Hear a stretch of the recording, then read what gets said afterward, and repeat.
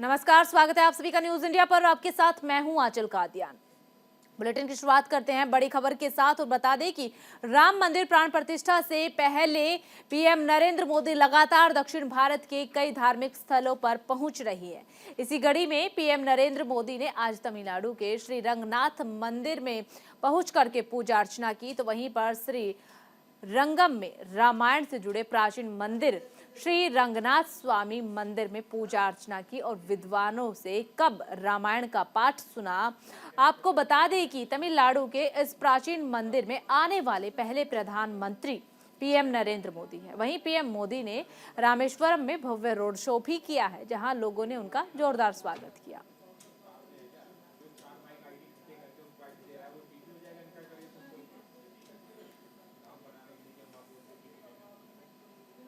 राम मंदिर को प्राण प्रतिष्ठा से पहले पीएम नरेंद्र मोदी राम की भक्ति में पूरी तरह से डूबे हुए हैं। तमिलनाडु के दौरे पर पहुंचे पीएम नरेंद्र मोदी और रामेश्वरम में प्रधानमंत्री नरेंद्र मोदी ने रामनाथ स्वामी मंदिर में पूजा अर्चना की है। प्रधानमंत्री ने मंदिर के पुजारियों से आशीर्वाद भी लिया। पूजा पाठ के बाद मंदिर के पीठासीन देवता की ओर से प्रधानमंत्री मोदी को अयोध्या में राम मंदिर ले जाने के लिए एक टोकरी में उपहार स्वरूप भी दिया गया। आपको बता दें कि प्रधानमंत्री ने यहां समुद्र में पवित्र डुबकी भी लगाई।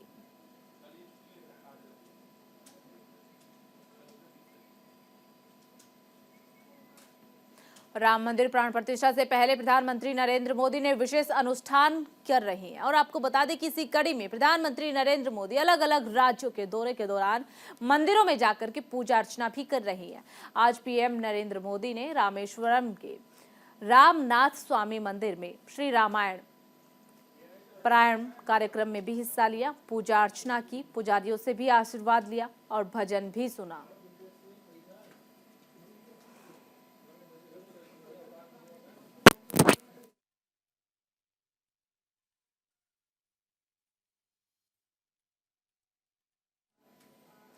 सीएम योगी आदित्यनाथ का बुलंदशहर दौरा, जनसभा स्थल पर तैयारियों का जायजा सीएम योगी आदित्यनाथ ने लिया है। दरअसल 25 जनवरी को पीएम नरेंद्र मोदी बुलंदशहर पहुंचेंगे, जहां पर विशाल जनसभा को संबोधित भी पीएम नरेंद्र मोदी करेंगे।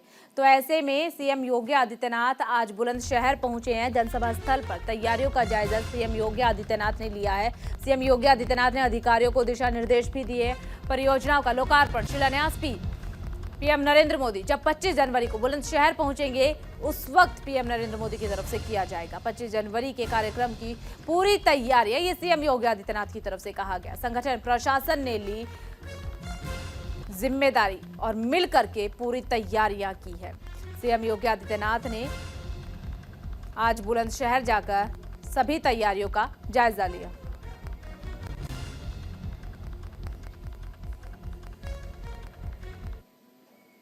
सांसद राहुल गांधी ने केंद्र सरकार पर निशाना साधते हुए एक पोस्ट किया है और कहा है कि देश का हर तीसरा युवा बेरोजगारी का शिकार है। रेलवे में लाखों पद खाली है। 5 वर्षों के इंतजार के बाद 5,696 पदों की भर्ती। प्रतियोगी छात्रों के साथ अन्याय, भर्तियों को कम करने की नीति से किसको फायदा, ये सवाल भी राहुल गांधी की तरफ से पूछा गया है। और राहुल गांधी ने कहा गया कि हर साल 2 करोड़ नौकरियों का वायदा, लेकिन अब ये वायदे कहां है। मोदी की गारंटी युवाओं के लिए खतरे की घंटी। हमें न्याय के लिए आवाज उठानी होगी, राहुल गांधी की तरफ से आज एक्स पर पोस्ट किया गया और एक्स पर पोस्ट कर बीजेपी पर निशाना राहुल गांधी ने साधा।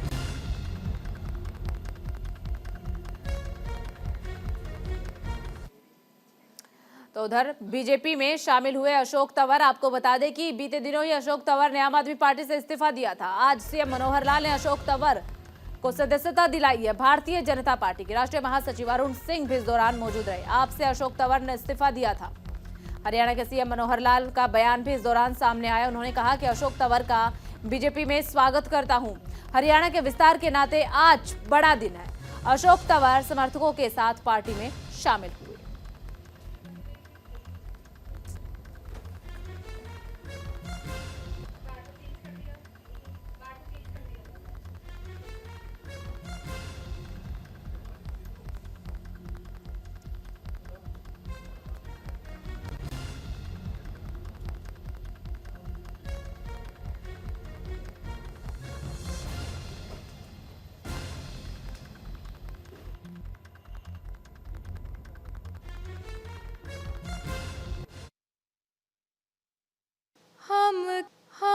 कथा सुनाते राम सकल गुण धाम की, हम कथा सुनाते राम सकल गुण धाम की।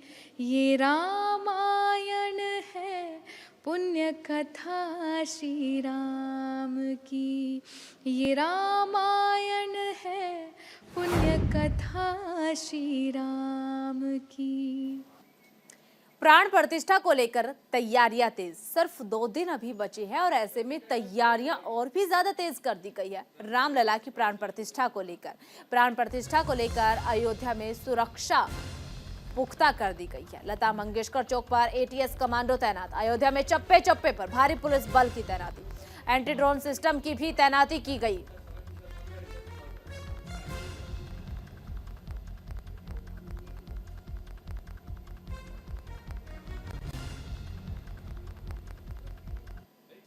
प्राण प्रतिष्ठा को लेकर दिल्ली सरकार की तरफ से बड़ा ऐलान किया गया है। दिल्ली में 22 जनवरी को आधे दिन की छुट्टी रहेगी। ये ऐलान दिल्ली सरकार की तरफ से किया गया है। आपको बता दें कि केंद्र इससे पहले भी ऐलान कर चुका है। केंद्र समेत 8 राज्यों में आधे दिन की छुट्टी की घोषणा की जा चुकी है। आज दिल्ली सरकार की तरफ से भी बड़ा ऐलान किया गया है कि 22 जनवरी के दिन आधे दिन छुट्टी रहेगी। सभी कार्यालय आधे दिन बंद रहेंगे।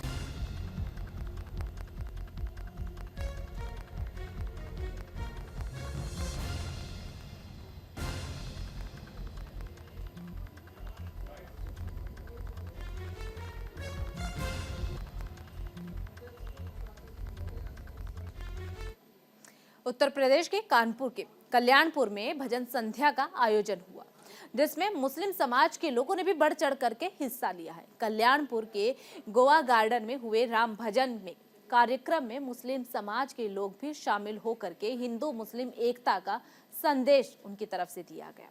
बता दें कि 22 जनवरी को अयोध्या में रामलला सिंहासन पर विराजमान हो रहे हैं।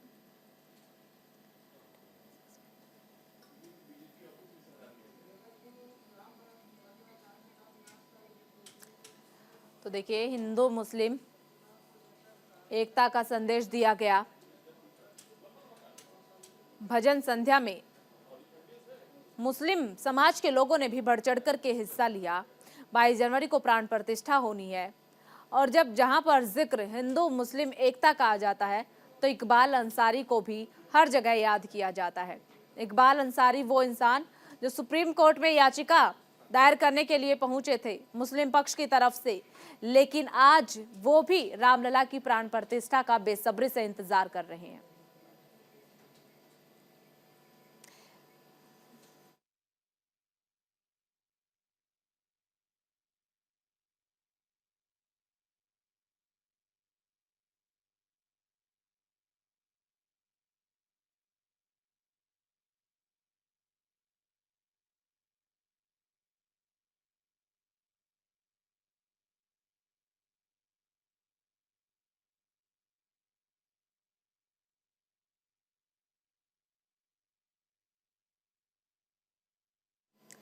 तो देखिए, प्राण प्रतिष्ठा को लेकर के तैयारियां तेज हो गई है। 6 तस्वीरें आपको दिखा रहे हैं, आप देख सकते हैं अलग अलग जगह की ये तस्वीरें, जहां पर अगर सुरक्षा की बात की जाए तो सुरक्षा व्यवस्था पुख्ता की गई है, साफ सफाई की बात की जाए तो साफ सफाई की भी व्यवस्था की गई है। अयोध्या में प्राण प्रतिष्ठा की तैयारियां जोरों पर है, उसी को लेकर के ये 6 तस्वीरें आपको दिखा रहे हैं हम कि कहां पर अयोध्या के किस कोने में क्या तैयारी चल रही है। अयोध्या में सुरक्षा से लेकर के साफ सफाई पर पूरा ध्यान दिया जा रहा है। अलीगढ़ की तस्वीरें भी आपको दिखा रहे हैं, जहां पर विशाल ताला पहुंचा है और ताले पे प्रभु श्री राम का नाम जय श्री राम लिखा हुआ है। साथ ही अगर बताएं तो चंपत राय भी बीते दिनों रामनगरी अयोध्या में पहुंचे थे सुरक्षा व्यवस्था का जायजा लेने के लिए। वो तस्वीरें भी आपको दिखा रहे हैं जब चंपत राय शहर के अयोध्या नगरी के कोने कोने में घूम करके सुरक्षा व्यवस्था देख रहे थे कि कहां पर कोई कमी तो नहीं है, क्या सुरक्षा व्यवस्था पुख्ता है। साफ सफाई का अगर जिक्र किया जाए तो साफ सफाई भी रामनगरी अयोध्या में बहुत ही ज्यादा ध्यान से की जा रही है, क्योंकि सफाई बेहद ही ज्यादा जरूरी हो जाती है और प्रधानमंत्री नरेंद्र मोदी की तरफ से स्वच्छता अभियान का आह्वान भी किया गया है। तो रामनगरी अयोध्या में साफ सफाई पर भी पूरा ध्यान दिया जा रहा है और अयोध्या में सुरक्षा व्यवस्था भी कड़ी है। ये तस्वीरें 6 अलग अलग रामनगरी अयोध्या से आपको दिखा रही है, जहां पर सुरक्षा की अगर बात की जाए तो सुरक्षा भी पुख्ता है, साफ सफाई भी पुख्ता है, क्योंकि 22 जनवरी अब नजदीक है और लोगों को सिर्फ 22 तारीख का इंतजार, और 22 तारीख के इंतजार के लिए रामनगरी अयोध्या में किस तरीके की तैयारियां चल रही है, इन 6 तस्वीरों के माध्यम से आपको दिखा रहे हैं कि साफ सफाई हो, सुरक्षा हो, या फिर प्रसाद हो, या फिर जिस तरीके से अलग अलग जगह से रामलला के लिए उपहार पहुंच रहे हैं, उन्हें कहां पर रखा जा रहा है, हर एक व्यवस्था का ध्यान रामनगरी अयोध्या में रखा जा रहा है। और ये 4 तस्वीरें देश भर में भव्य राम उत्सव देखने को मिल रहा है। नागपुर के छात्रों में भी खासा उत्साह नजर आया। सिर्फ अयोध्या नगरी ही नहीं बल्कि देश भर में ये उत्साह देखने को मिल रहा है। प्राण प्रतिष्ठा के लिए खास दीपक भी बनाए गए हैं। दीपक भी घर घर जाकर के बांटे जा रहे हैं। महाकालेश्वर मंदिर में संध्या भजन भी हुआ है। और अगर जोधपुर राजस्थान की बात की जाए तो जोधपुर में दीपक वितरण का कार्य किया जा रहा है, ताकि जब 22 जनवरी को रामलला विराजमान हो तो पूरा देश जगमगा उठे, हर घर दीपक जले, दीपावली मने। इसलिए खास दीपक भी जगह जगह बांटे जा रही है। ये 4 तस्वीरें आपकी टेलीविजन स्क्रीन पर आप देख पा रहे होंगे कि देश भर में रामलला की प्राण प्रतिष्ठा को लेकर खासा उत्साह नजर आ रहा है। नागपुर से बेहद ही खास तस्वीरें जहां पर बच्चे झूमते गाते नजर आ रही हैं। तो अयोध्या में विधायक वेद प्रकाश गुप्ता ने लोगों को भगवा बांटे हैं। और आपको बता दें कि साथ ही उन्होंने अनुरोध भी किया है कि 22 तक धीरज रखें, 23 से दर्शन आप सभी कर पाएंगे। वहीं इसे लेकर हमारे सहयोगी विवेक तिवारी ने वेद प्रकाश गुप्ता से खास बातचीत की है, सुनिए। वेद प्रकाश गुप्ता जी अयोध्या विधानसभा क्षेत्र से भारतीय जनता पार्टी के विधायक हैं और इस वक्त ये भक्ति पथ पर भगवा झंडे बांट रहे हैं। वेद जी, हमने देखा कि आप झंडे डिस्ट्रीब्यूट कर रहे हैं, क्या है अयोध्या 22 जनवरी के लिए समर रही है, सज रही है। वो अयोध्या मुझे याद है, आज से 40 वर्ष पहले यदि कोई अयोध्या आता था तो वो इस बात को उलाहना देके जाता था कि कैसी अयोध्या है ये आपने बना रखी है। लेकिन यशस्वी प्रधानमंत्री नरेंद्र भाई मोदी जी का संकल्प और माननीय मुख्यमंत्री जी उसको सिद्धि तक पहुंचाकर अयोध्या को विश्व स्तरीय नगरी बनाने का, सांस्कृतिक धार्मिक नगरी के साथ साथ पर्यटन नगरी के रूप में भी अयोध्या विकसित हो रही है। हम लोग सौभाग्यशाली हैं। पूज्य अयोध्या के संत बहन सबका आशीर्वाद है और आज अयोध्या बदली नजर आ रही है। जो आज से 10 साल पहले अयोध्या आया होगा, 5 साल पहले, वो पहचान ही नहीं पाएगा कि ये वही अयोध्या है। देख रहे हैं आप, सड़कें चौड़ी हैं, हनुमानगढ़ी का रास्ता आप देख रहे हैं, इतना सकरा था, आज आराम से आज लोग आ रहे हैं, जा रहे हैं। वेद जी, आने वाले दिनों में जो हमारे सामने चुनौती होगी वो भीड़ को लेकर के होगी। बहुत बड़ी संख्या में, पहले 22 तारीख को जो स्पेशल इन्वाइटीज आ रहे हैं उनकी देख रेख, उनका ट्रैफिक मैनेजमेंट, भीड़ भाड़, और उसके बाद जो भीड़ श्रद्धालुओं की आएगी उसको लेकर के अयोध्या कितनी तैयार है? देखिए, अयोध्या हमेशा तैयार रही है। आज तो सब कुछ है, साधन है। जब साधन नहीं थे, कार सेवा का मुझे वो भी दृश्य याद है कि लाखों कार सेवक आए थे। इस अयोध्या नगरी ने उन सबको भी समायोजित किया था, सब व्यवस्थाएं की थी। और आज तो हर तरफ व्यवस्था, मोदी जी, योगी जी के एक संकल्प से सब व्यवस्थाएं यहाँ हो गई हैं। सड़कें चौड़ी हो गई हैं, घाटों का सौंदर्यीकरण है, नए घाटों का निर्माण हो गया है, स्नान के लिए राम की पेड़ी अद्भुत हो गई है। ऐसे तमाम चीज़ें। और हम लोग हर घर जो यहाँ के रहने वाले हैं, निवासी व्यापारी हैं, यदि उनके पास जगह है तो उन्होंने कमरे खोल दिए हैं कि यदि लोग रुकने की जरूरत पड़े। तो अभी जो 22 जनवरी को जो कार्यक्रम दिव्य भव्य राम मंदिर की प्राण प्रतिष्ठा है, उसमें तो सीमित लोग आएंगे, क्योंकि सबसे अनुरोध किया गया। माननीय प्रधानमंत्री जब यहाँ 30 दिसंबर को आए थे, हवाई अड्डे का, रेलवे स्टेशन का जी लोगों को रोका गया है, लेकिन हम जो सड़क पे भीड़ देख रहे हैं वो तो कहीं नहीं लग रहा कि कोई रोकने से रुकने वाला है। देखिए, एक बार बताएं आपको, अब जो लोग पैदल चले आ रहे हैं उनको कौन रोक सकता है? और उनकी श्रद्धा है, उनकी भावना है। Vivek Tiwari, news India, Ayodhya. अयोध्या में सुरक्षा के कड़े इंतजाम किए गए हैं। पूरे शहर में सुरक्षा के लिए एटीएस के 550 जवानों को तैनात किया गया है और जल्द ही एसपीजी के 35 जवान, 5 लेयर सुरक्षा और 30,000 पुलिसकर्मी और तैनात होंगे। इसको लेकर हमारे सहयोगी आनंद कुमार सिंह ने आचार्य परमहंस से खास बातचीत की है, सुनिए। राम, वाल्मीकि के राम, शबरी के राम और हर उस व्यक्ति के राम जो उनको अपनी भावना या अपनी भक्ति में कहीं ना कहीं मानते हैं। और यही कारण है कि जैसे ही अयोध्या में राम मंदिर के निर्माण की या कहीं प्राण प्रतिष्ठान की डेट फिक्स हुई, उसके बाद से ही राम भक्तों में एक ऐसा उत्साह देखने को मिल रहा है जिसकी कोई भी चीज़ें या कहें ख्याल कम माके जा रहे हैं। अगर बात की जाए अयोध्या की, तो अयोध्या में इस वक्त मैं लता मंगेशकर चौक में हूं और एक भक्त अपने भगवान से क्या अपेक्षा कर रहा है या क्या मांग रहा है, वो तमाम दृश्य आप देखिए, उसकी भावना, ये तमाम भावना आपको इस तमाम चित्रों में देखने को मिलेगी।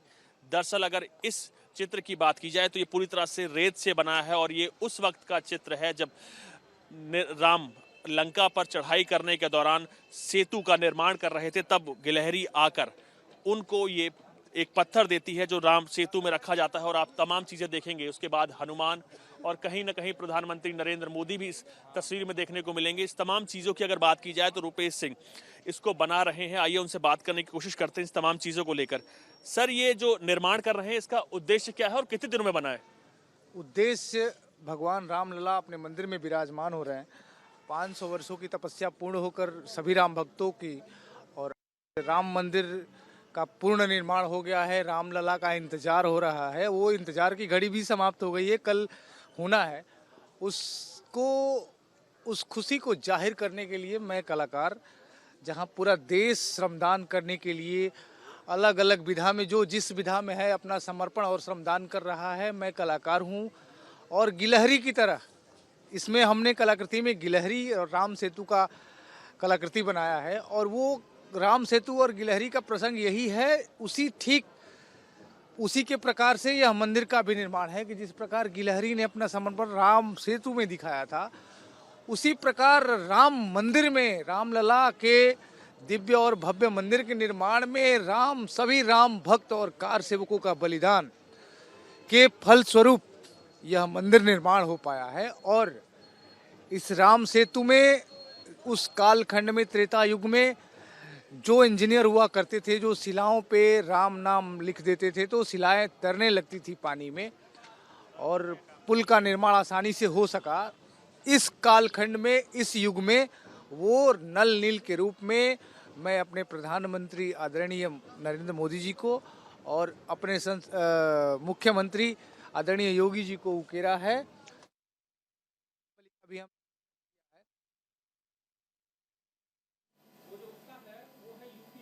और फिलहाल इस बुलेटिन में सिर्फ इतना ही। बाकी खबरों के लिए बने रहिए न्यूज़ इंडिया के साथ।